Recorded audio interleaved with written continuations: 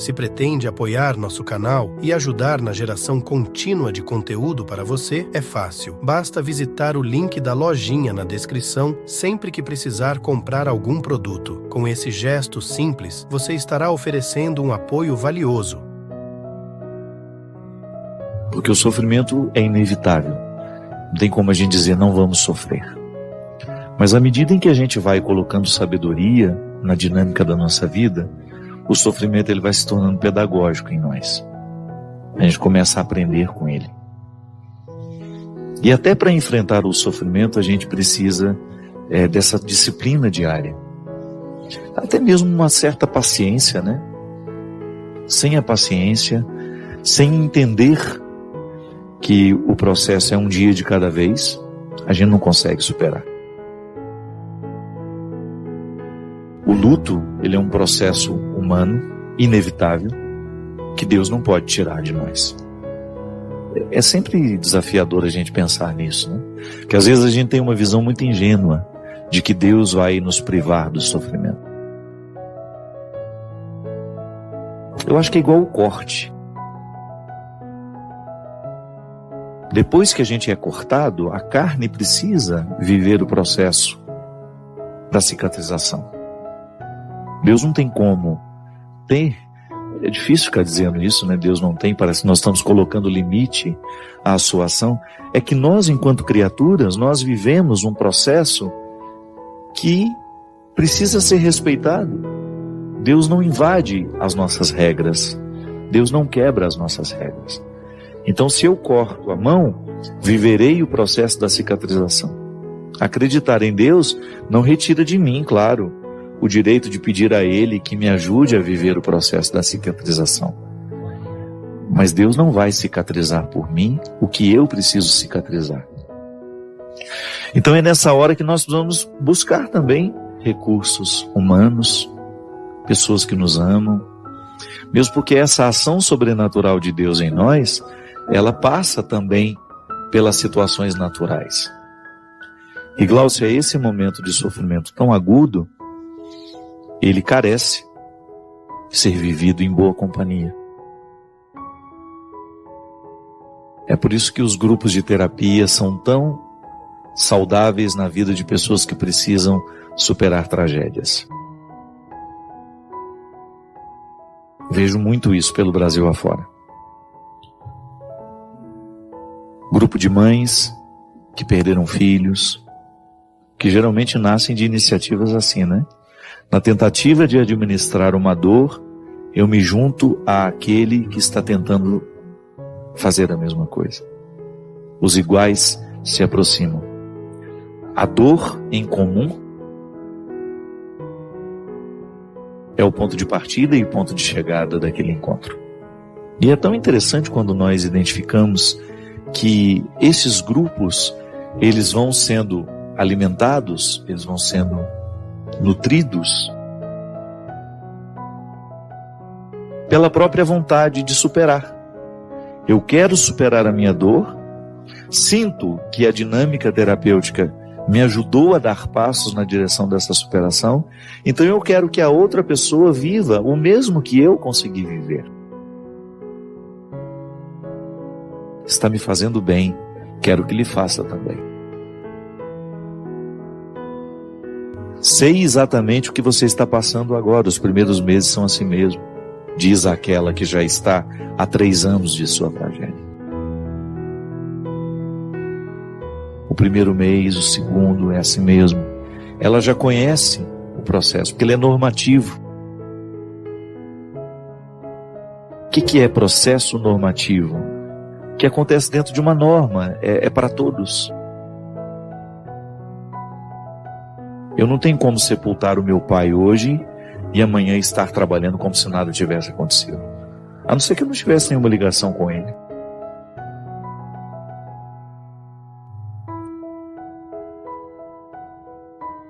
Mas o luto, a organização do luto, é processual. Tem a fase da negação. Não é possível que isso aconteceu. E ficamos um tempo, alimentando essa negação. até o momento em que a alma cansada se rende e aconteceu. Aí vem a revolta. Revolta-se contra Deus, contra todos.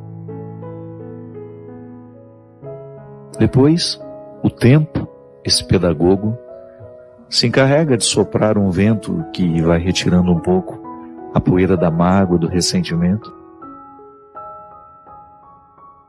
A dor vai ficando mais suportável.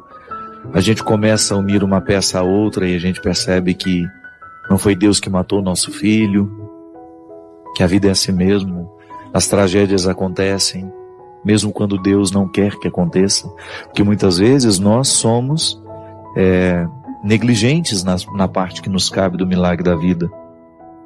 Eu sempre dou esse exemplo, né? Minha irmã foi morta num acidente de ônibus, o ônibus tombou, um objeto pesado que não deveria estar sendo transportado no bagageiro caiu em cima dela, perfurou-lhe o peito e matou na hora. Eu vou dizer que isso foi vontade de Deus? Só para me entorpecer um pouquinho? Não. A gente pode morrer antes da hora, sim. É só a gente descuidar. É só a gente não fazer a parte do milagre que nos cabe. Foi uma negligência humana. Você acha que Deus iria projetar a minha irmã, uma mulher tão bonita, tão cheia de sonhos, tão cheia de futuro, para morrer de maneira tão trágica? Posso estar errado, mas na minha compreensão, Deus nos projeta para que a gente morra velhinhos na cama. Depois de ter vivido uma vida muito boa, feliz. Se eu, que sou marcado pelo pecado, jamais iria querer dar um destino deste ao meu filho? Vou criar esse filho aqui porque eu quero que ele morra de acidente. Não. Você tem o direito de ter as suas compreensões, de ter feito uma leitura daquela passagem que diz lá que nenhum cabelo da nossa cabeça cai sem a permissão de Deus. Você pode ter a sua... Eu lhe respeito. Mas com toda sinceridade, toda vez que eu estou diante de uma interpretação que coloca Deus como cruel, eu me nego a acreditar. Eu me nego a acreditar que a Escritura queira dizer isso mesmo. Eu quero ter cada vez mais a iluminação do Espírito Santo para caminhar na compreensão de um Deus amoroso, que é o que Jesus me revela. Então, um Deus que fica justificando as tragédias do mundo, não. Então, mas num primeiro momento nós temos, às vezes, necessidade de acreditar que foi assim, porque foi vontade de Deus. Talvez por uma imaturidade espiritual, uma imaturidade humana. Mas depois, com o tempo, é tão bom a gente ficar livre disso. A gente sentir que Deus não é culpado.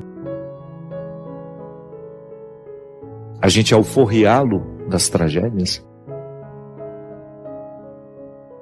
Que às vezes este é um comportamento que gera o ateísmo.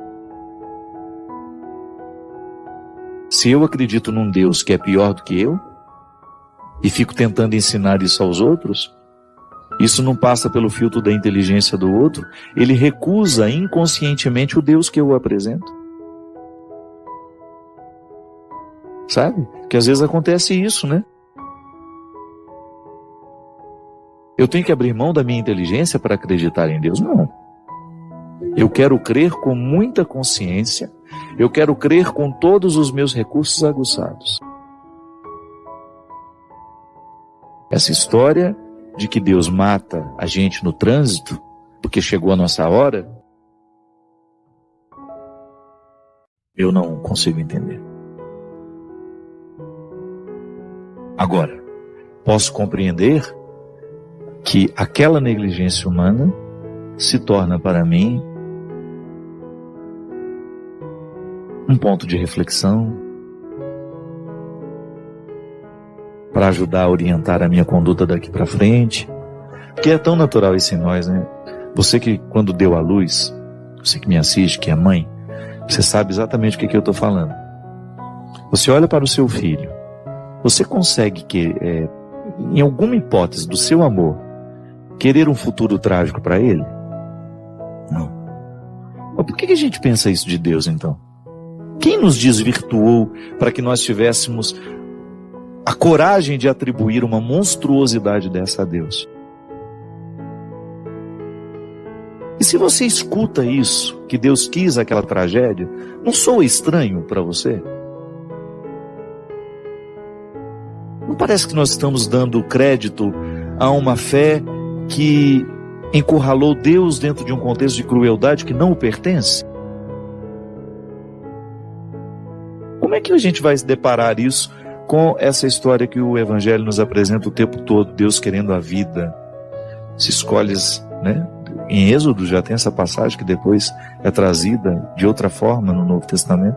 Diante de ti ponho a vida e ponho a morte, mas tens que saber escolher. Se escolhes matar, também morrerás. Se deixas viver, também viverás. Então vive e deixa viver. É o conselho da Sagrada Escritura. Vamos optar pela vida. Mas então vamos libertar Deus dessas cadeias cruéis que nós o colocamos. Não há necessidade disso. Eu, quando não sei o que falo, eu fico calado. Falar idiotices em nome de Deus? Quantas vezes eu precisei estar nos velórios de mães sepultando seus filhos? Eu não tenho coragem de abrir a boca para poder qualquer coisa, para dizer qualquer coisa que venha entorpecer ou fazer uma propaganda negativa de Deus naquela hora. É melhor a gente dizer, é mistério. Não sabemos compreender. Estamos sofridos e pedimos a Deus que neste momento nos ajude a sofrer. É isso, Glaucio. Vai permitindo que a mão de Deus seja delicadamente colocada nas suas, assim, ó. Da mesma maneira como um amigo precisa de uma mão amiga lhe segurando no momento da dificuldade. Permita que Deus lhe ofereça isso. Pode ser que Ele não lhe dê a resposta hoje, mas Ele lhe dá a sua mão. E posso lhe dizer uma coisa? Entre receber a resposta de Deus e receber a sua mão, eu prefiro receber a sua mão.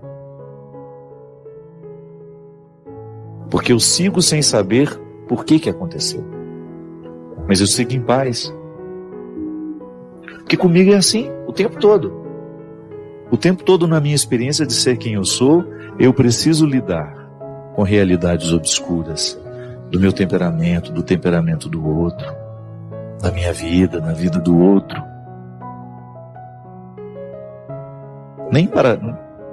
Eu não tenho resposta para tudo. Agora eu descubro no meu dia a dia aquilo que pode ser desvendado para me ajudar a ser melhor,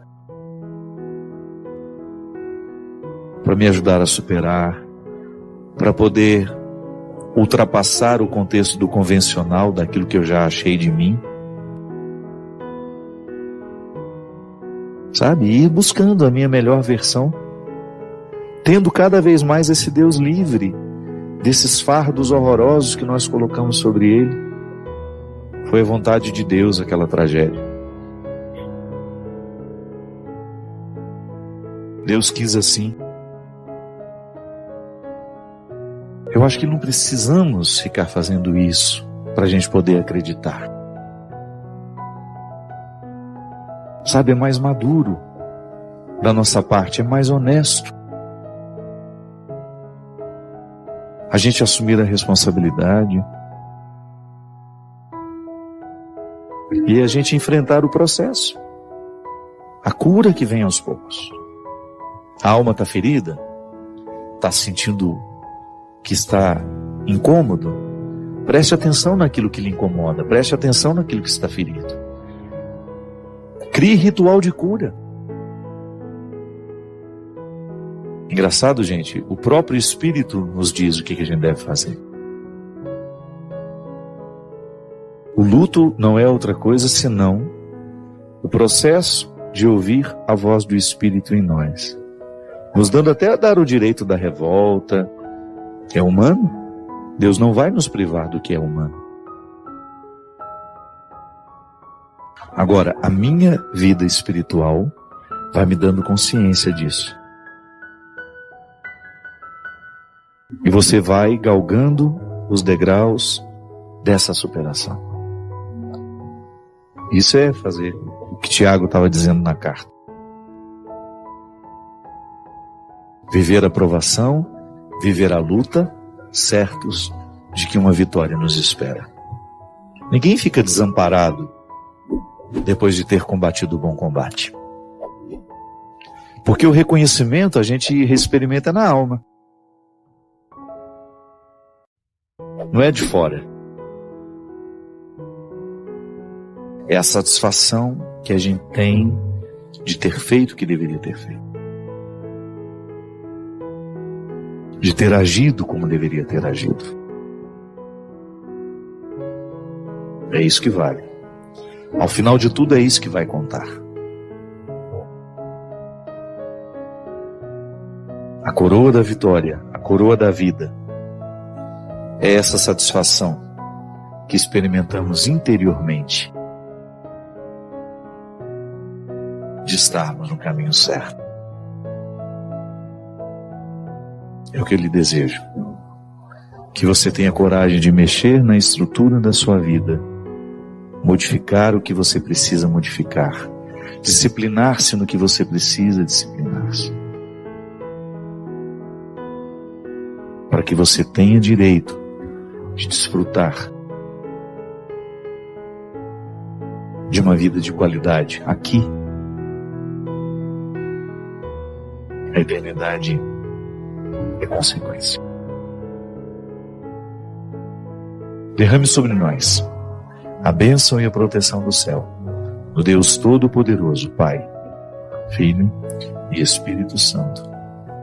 A semana que vem, se Deus quiser. Chego no restaurante, no hotel, vamos ter pouco tempo para descansar e já ir dar continuidade na viagem. Aí a minha assessora me liga: padre, o que você vai querer comer? Aí eu confio, pede aquilo que você acha melhor. É uma forma que eu tenho de descansar. É uma forma que eu tenho de dar ao outro a possibilidade de estabelecer comigo, de crescer comigo ainda mais nessa confiança. É um exemplo bobo, minha gente, mas a oração não é outra coisa senão dar a Deus o direito de escolher o cardápio. Dar a Deus o direito de escolher o alimento que nós precisamos ingerir. É por isso que quanto mais a gente se afasta de Deus, maior é a nossa incapacidade de perceber as regras do bom senso. Aí nós vamos ficando aquelas pessoas insuportáveis. Por quê? Nem mesmo os atributos humanos que deveriam facilitar a nossa vida social estão prevalecendo em nós. Nesse tempo onde tantas agressões gratuitas, as redes sociais, onde as pessoas estão tão emburrecidas por causa dos seus posicionamentos políticos, por causa das suas opiniões, a gente agride o outro com tanta facilidade, a gente deprecia o outro com tanta facilidade. Nós, porque somos cristãos, não devemos engrossar esse time, não. Já tem gente demais falando mal, já tem gente demais, colocando os ódios para fora. É impressionante como nós queremos combater a crueldade com crueldades ainda piores. Sabe por quê? Porque na tentativa de consertar a crueldade, nós somos ainda mais cruéis. Aí a gente descobre que nós estamos no oposto do que Jesus nos ensina. Você não pode tentar curar uma crueldade com outra crueldade. E o mundo vai ficando cada vez mais doente. E nós vamos entrando nesse jogo doente. Muitas vezes ficamos paralisados pelos acontecimentos. Às vezes nos acontece uma coisa ruim e a gente fica ali meses parados naquilo que foi ruim. Não viramos a página, não damos continuidade à vida, aí perdemos a oportunidade de viver a beleza dessa música. Ir para frente sem me fatigar. Vou com asas, pois confio no Senhor. É assim que funciona. Quando eu permito que os acontecimentos ruins sirvam apenas como uma escada para eu poder galgar um lugar mais alto, eu estou fazendo justiça ao sofrimento que me ocorreu. Agora, quando eu fico nivelado nele, não alcanço absolutamente nada do que ele pode me propor. É por isso que a gente precisa ficar muito atento aos sofrimentos que a gente tem passado, que a gente tem experimentado, às perdas que a gente viveu, porque tudo isso pode servir para nós como uma escadaria que nos leva para cima. Às vezes eu fico pensando que nós não temos a ideia do que nós podemos como pessoas. Um ser humano não tem ideia do que pode fazer pelo outro. Ainda mais se estiver visitado pelos princípios cristãos, que nos ensinam o tempo todo a jogar a nossa alma para fora. Vamos sair das nossas mesquinharias, vamos parar de amassar o pão do nosso dissabor, das nossas mazelas. A minha vocação é buscar as alturas. A sua vocação é buscar as alturas, mas nós jamais conseguiremos alcançar essas alturas se a gente ficar preso a tudo isso que é mesquinho em nós. Se nós ficarmos presos a uma experiência religiosa que não nos permite o aprimoramento do ser, se nós ficamos presos em preces que definitivamente não nos aproximam de Deus, mas são apenas uma verborragia, um palavreado sem sentido, que não repercute dentro de nós. Volto a dizer, uma fé que se manifesta o tempo todo a partir de pedidos e não a partir de confiança. Eu, quando peço alguma coisa a Deus, eu corro o risco de estar sendo movido pelas minhas necessidades superficiais, bobas, porque nem sempre eu sei o que de fato preciso. Por que não vou dar a Ele a carta branca? Por que não darei a Ele o acesso a tudo isso para Ele reger a minha vida? Se eu faço essa experiência com uma outra pessoa,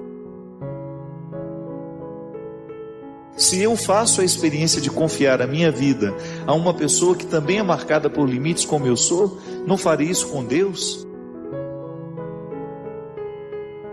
Essa presença máxima, extraordinária em mim, em você, agindo em nós através da nossa consciência, iluminando-nos, traçando os nossos caminhos a partir do bom senso. Sim, Deus nos orienta através do nosso bom senso.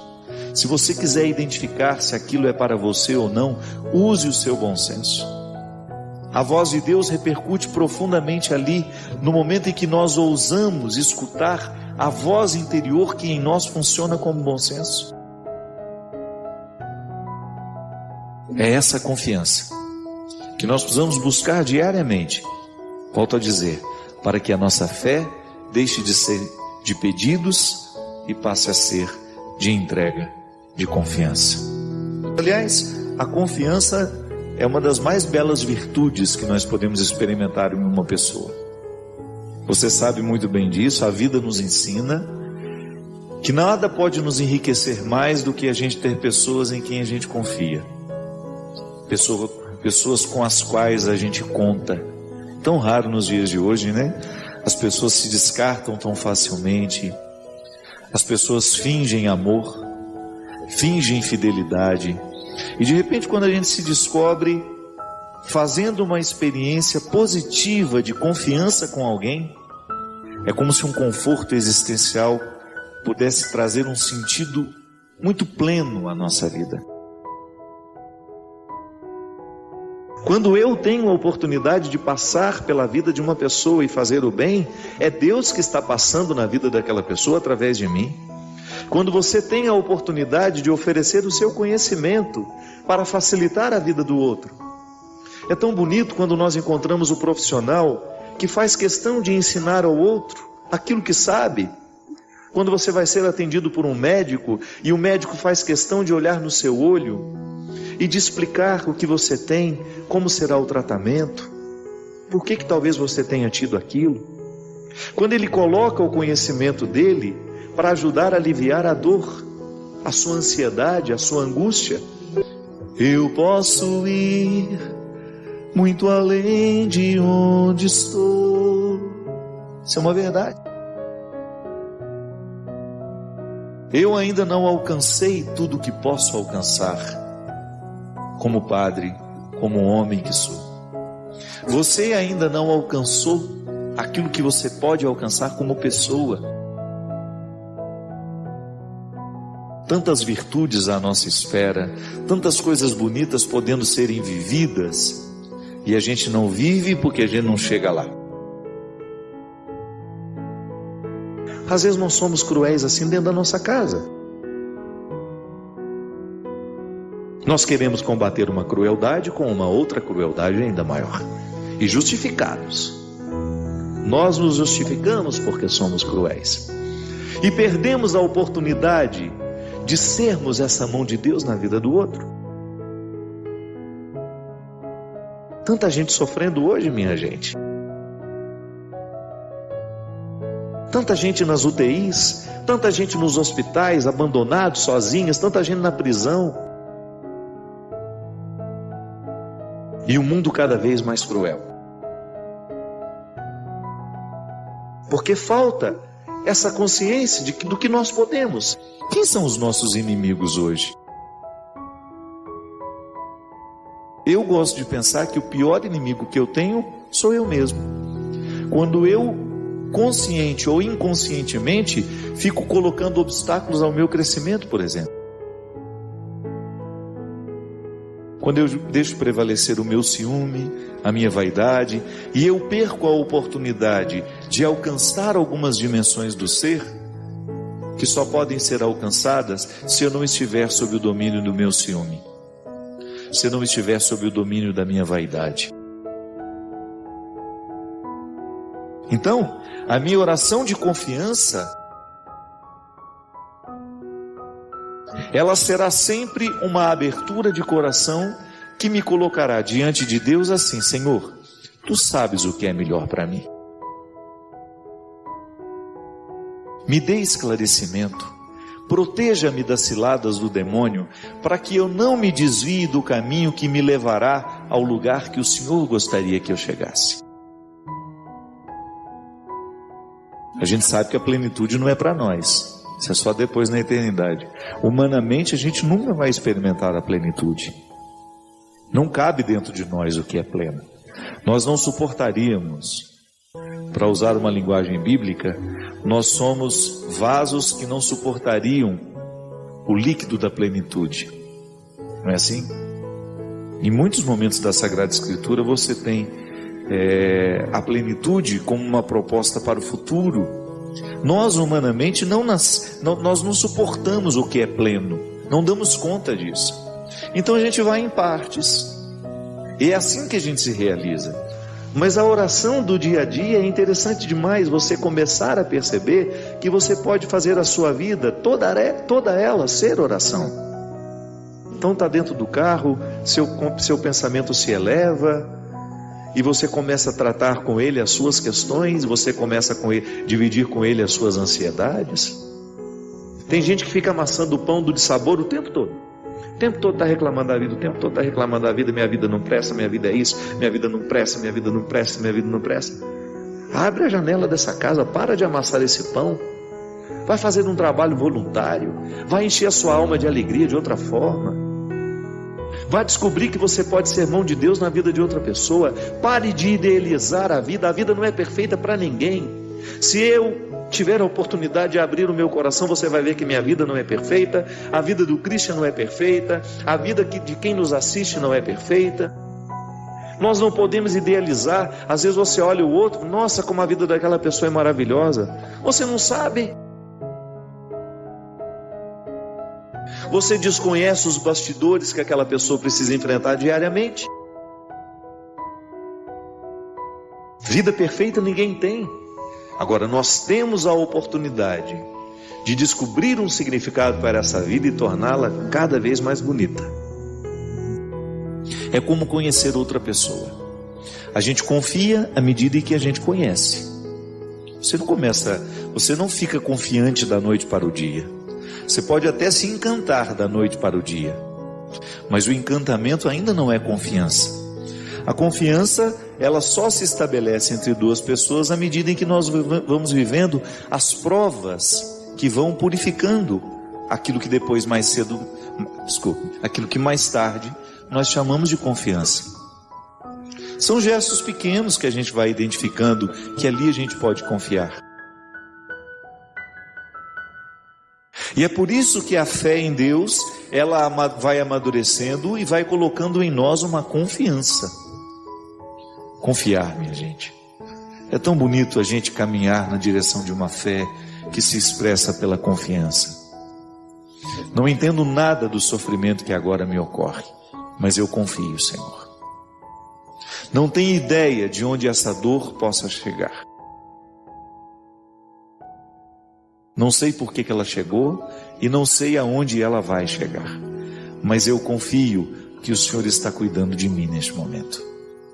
Ouse acreditar assim, que Deus conhece todos os seus sentimentos, que Deus conhece todos os seus pensamentos e que tudo aquilo que hoje em você é sofrido, por Ele está sendo cuidado.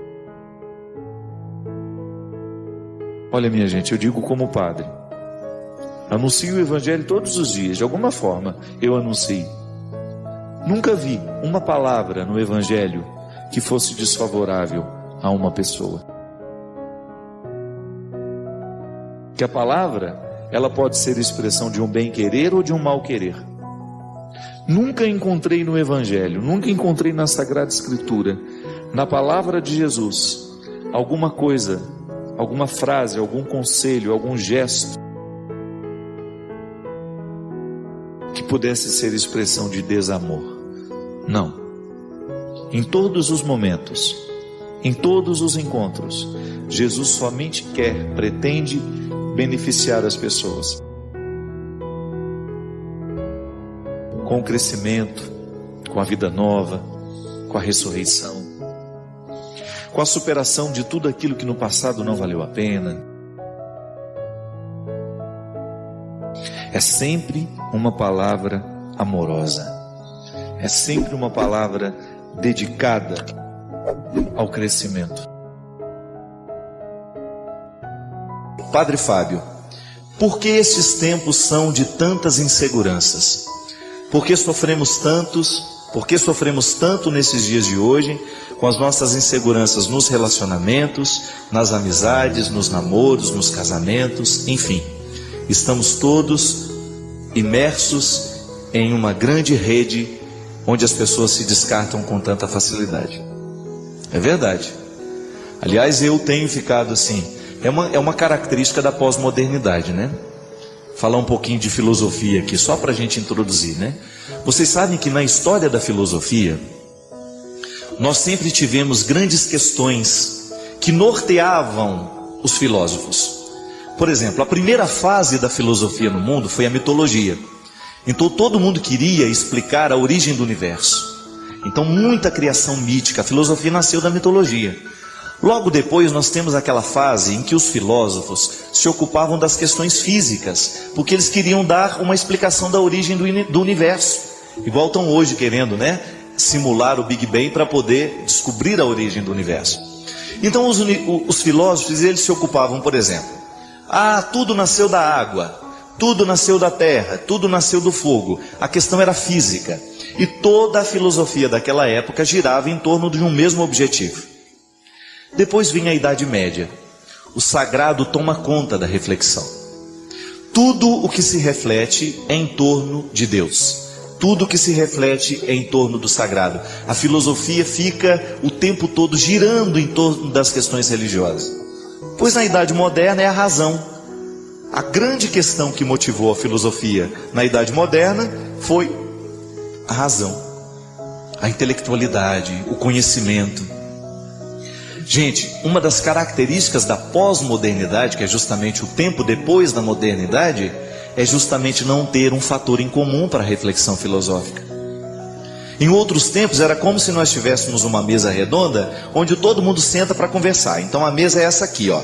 Na Idade Média o assunto era o sagrado. nós nos sentávamos em torno dessa mesa e a gente conversava sobre isso. Não tinha outro assunto. Na Idade Moderna a gente discutia as questões da intelectualidade, da razão. A pós-modernidade não tem isso. Nós não temos um ponto em comum. Está tudo muito disperso.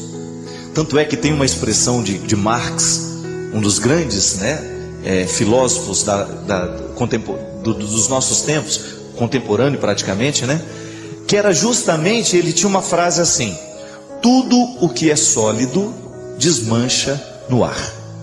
Sabe o que ele queria dizer com isso? Na verdade, Marx está fazendo uma grande crítica da modernidade, da pós-modernidade, poderíamos dizer assim. Não há nada que sustenta mais. As pessoas já não têm mais as seguranças de antes. Antes você se casava na certeza de que você ia morrer ao lado dessa pessoa. Estou errado? Não estou. Pega pessoas que viveram há 60 anos atrás, a mentalidade dessas pessoas, qual era a cabeça delas? As coisas são mais definitivas. Nós comprávamos uma casa e ali a gente era sepultado praticamente. A gente morria naquela casa. Tinha aquela história: naquela rua mora fulano de tal, do lado de cá é fulano de tal. Os vizinhos sabiam tudo, porque aquilo ali era anos e anos e anos a mesma configuração, não se mudava tanto. Uma família mudar de cidade, meu Deus, era uma coisa rara, era uma dificuldade. Hoje não. Hoje as realidades sólidas não existem mais. Hoje nós vivemos uma insegurança tamanha. Tem um polonês, um sociólogo polonês que se chama Bauman, o sobrenome dele é Bauman, Zygmunt Bauman. Ele fala dos relacionamentos líquidos. Se você tiver oportunidade e paciência, é um livro um pouco mais complicado, mas ele tem um livro dele que chama Amor Líquido, justamente para mostrar isso. As pessoas não estão conseguindo mais estabelecer laços duradouros. E ela fica naquele impasse. Ela tem a necessidade de ter alguém para a vida inteira, mas na hora que ela começa a perceber que o outro também está querendo para a vida inteira, ela já escapole. Eu quero, mas não quero tanto assim. Eu quero, mas eu quero continuar livre. É aquela velha história, né? Eu quero mais. É aquela velha história. Outro dia eu estava falando: eu não aguento mais essa história. A mulherada está numa base do encalho, né? Está todo mundo muito encalhado hoje, né? A mulherada encalhada por esse Brasil afora, que é impressionante. E aí, geralmente eles terminam do mesmo jeito. Eles começam assim, namora, fica naquele processo, vai ficando, até que começa a namorar. Aí um belo dia ele fala assim: olha, você é uma pessoa muito especial, você é uma pessoa muito querida, você é a mulher que todo homem sonhou para casar, mas, isso é, não quer uma pessoa legal, não quer uma pessoa, ele quer uma pessoa ruim então, porque se encontrou tudo isso, está descartando, o que ele quer afinal de contas? Aí uma amiga minha está falando: olha, na hora que começa a falar que eu sou especial, isso e aquilo, já me dá um frio na barriga, porque já sabe que já vai ser descartada. É verdade.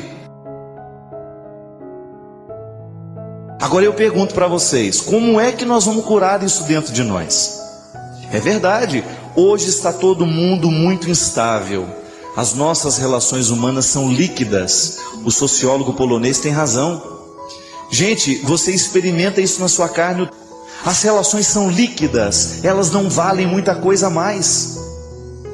Nós estamos nos descartando com muita facilidade. E essa insegurança, ela vem para o campo afetivo, ela vem para o campo profissional, ela vem para os seus relacionamentos de amizade, porque você não sabe quanto tempo você tem as pessoas. Pode observar, às vezes tem aquela música do Oswaldo Montenegro, que é uma facada, né? Faça uma lista dos grandes amigos, quem você mais via 10 anos atrás, quantos você ainda vê todo dia, quantos você já não encontra mais. É verdade. Pensa, quais são os amigos de 10 anos atrás que ainda são de hoje? São poucos. Não estou sendo pessimista, não. Estou sendo realista. Cada vez mais nós estamos tendo dificuldade de estabelecer relacionamentos profundos. Ah, estou indo viajar com uma amiga. Que amiga? Ah, conheci na internet. Mas vocês já se viram? Não, a gente vai se conhecer agora. Então veja bem, as facilidades. Outro dia teve uma que casou, gente. Ela casou com um rapaz em Portugal. Estava indo fazer a lua de mel, mas ia encontrar com ele lá. Não tinha visto nunca. Lá no interior de Minas Gerais, uma pessoa que eu conheci. Ela se casou, fez tudo. Namorou, casou e foi passar já a lua de mel. Ela ia encontrar o namorado na lua de mel. Que o casamento, a papelada já estava toda feita antes dela ir. Agora eu pergunto para você. Isso gera um mundo virtual. Nós estamos cada vez mais virtual. É aquilo que a gente falou. A gente não escreve mais carta, a gente manda e-mail. O que é um e-mail? Onde que ele está? É igual aquele diabo daquele negócio do computador, né? Houve um problema grave, aconteceu no seu sistema. Meu Deus do céu, o que eu, né? Já te dá aquele frio na barriga. Aí fala assim: deseja enviar um relatório? Quem vai ler esse relatório, gente? Alguém já mandou? Já recebeu uma resposta do relatório? É tudo virtual. Você recebe aquilo, houve um erro grave, você deseja enviar um relatório? Que coisa mais descompromissada, sei lá quem vai ler esse relatório. É mentira, é tudo uma... O mundo virtual, ele é cheio de possibilidades, mas ao mesmo tempo, ele é vazio. Você tem a sensação de que você tem muitas possibilidades, mas no fundo você está sozinho. Fica ali, o tal do MSN, se a gente abusar, a gente passa a noite inteira conversando, batendo papo, vai bater. Eu, graças a Deus, já não ligo mais, porque aquilo tira o tempo da gente. Não, mas quando você tem um amigo alegrinho, né? Aqueles que mandam com uma interrogação e ela fica pulando na sua tela, manda uma exclamação, 300 exclamações, ela fica dançando, ela anda para lá, ela anda para cá. Se você estiver trabalhando, a interrogação ela anda, ela vai, ela balança, ela fica fazendo assim, você não trabalha, né? Os bichinhos e os emotions, aquilo não dá conta. A vida é virtual. Agora eu te pergunto, o quanto que disso tudo consegue nos acompanhar? Eu não consigo entender. Amizade virtual, não sei. Pode haver contatos, mas dizer que é amigo, não. Amizade é só depois que a gente comeu um saco de sal junto. Porque senão é líquido, isso não é sustento. É somente depois que a gente se conheceu, que a gente se encontrou. E essas relações muito temporárias nascem disso, minha filha. Você tem toda a razão. E não é só você, não. Eu acredito que hoje um dos grandes problemas do mundo é justamente a falta de segurança. Nós não temos mais vínculos duradouros. Os nossos vínculos são muito temporários. Muito temporários. E da forma como nós estamos sendo família também, não vai durar muito. Porque parentesco não segura muita coisa também não. Só obrigação muitas vezes. A falta de intimidade, a falta de proximidade faz com que os laços se percam no tempo. E infelizmente, agora como é que nós vamos mudar isso? Ficando mais concreto nos nossos relacionamentos. Tirando mais tempo para estabelecer vínculos. Cuidando desses vínculos para que eles durem um pouco mais. Não descarte as pessoas por poucas coisas. E esse espírito está dentro de nós. Às vezes nós somos tão práticos na relação com as pessoas, como nós somos práticos com os papéis. Não serve mais, a gente joga fora no lixo. Não, a gente não pode fazer isso. Se porventura esse espírito pós-moderno está tomando conta de nós, nós precisamos mudar isso. Não podemos continuar fazendo as coisas desse jeito. Senhor, nós vos rogamos humildemente por todos que ouviram esta mensagem. Proteja e guarde esta pessoa, para que, confortada com o dom de vossa graça, goze prosperidade, paz e harmonia, e dê no mundo testemunho de vossa glória, comportando-se como verdadeiro templo do Senhor. Por Cristo, nosso Senhor. Amém.